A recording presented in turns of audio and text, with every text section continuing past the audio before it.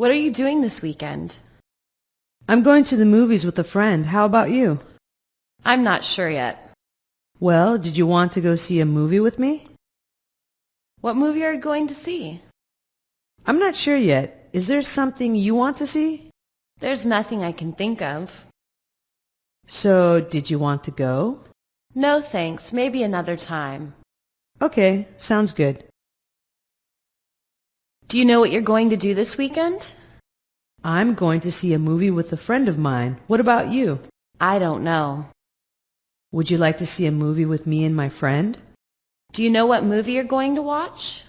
I don't know, but was there a certain movie you wanted to see? None that I can think of. Well, would you like to go? Thank you for inviting me, but I think I'll pass. All right, another time then. You have any ideas as to what you want to do this weekend? I'm going to the movie theater with my friend. What are you going to do? I'm not quite sure yet. How about you see a movie with me and my friend? What movie are you and your friend planning on watching? Not sure. Is there a movie out that catches your eye? No good movies come to mind. Have you decided whether or not you would like to go? No thanks, maybe another time.